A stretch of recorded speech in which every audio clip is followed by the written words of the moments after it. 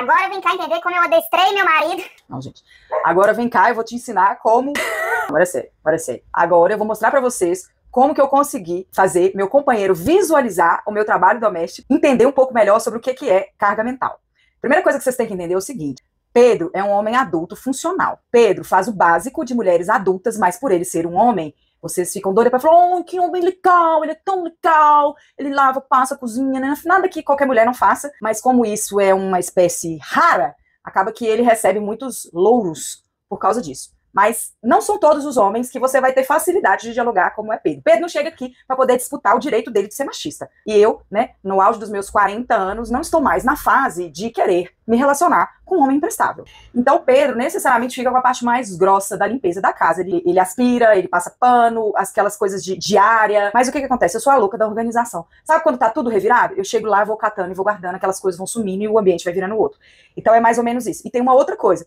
Eu sou também uma pessoa que administra e coordena bem. Então a gente ajustou que ele é um operacional e eu sou uma administração. E isso estava acertado entre nós, estava com concordância. Até que ele começou a entender que estava desequilibrado. E aí eu vi que ele começou a me dar umas chamadas de atenção, que eu também não estava gostando, porque eu estava sentindo que eu estava fazendo outras coisas, que ele não estava enxergando.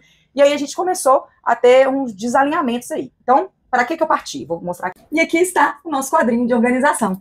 Aqui eu destrinchei as coisas mais comuns que tem que ser feitas aqui em casa. Porque às vezes tem algumas tarefas que tem muitas etapas que são difíceis de ser vistas. Por exemplo, lavar roupa. Não é só lavar roupa. Aqui em casa a gente tem que levar a roupa, lavar a roupa, tirar a roupa, estender a roupa, buscar a roupa e guardar a roupa. Outra coisa, arrumar a cama. Como ele sai primeiro, é eu que arrumo a cama todos os dias. Ou organizar o quadro. Quem teve essa brilhante ideia de criar esse quadro, organizar esse quadro, definir uma estratégia para que exista uma convivência harmoniosa entre nós dois?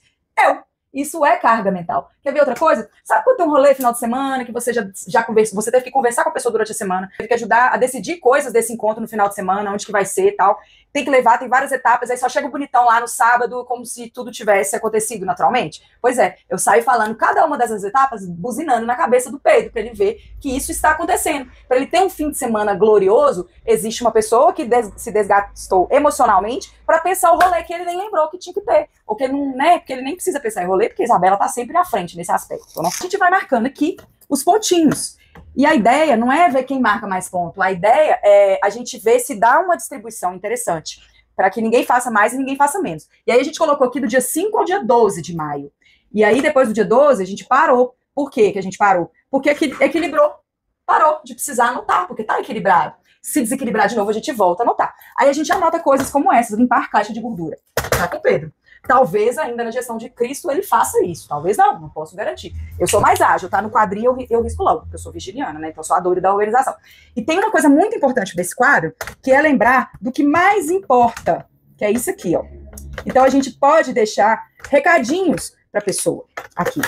Então, minha amiga, tenho certeza que você tá casada com um cara que é um pouco mais difícil que o Pedro. O Pedro não tem que ficar explicando pra ele que ele tem que fazer as coisas dentro de casa, porque ele sabe que tem que fazer as coisas dentro de casa. A gente já parte de lugares comuns, nós dois, não tem que explicar. O seu homem possivelmente não, você tem que convencê-lo de que ele precisa fazer a parte dele de casa. Muito possivelmente você ainda tá na loja de que ele te ajuda, ele tem que te ajudar, como se esse espaço nem fosse dele, como se você estivesse fazendo um favor para você, esposinha.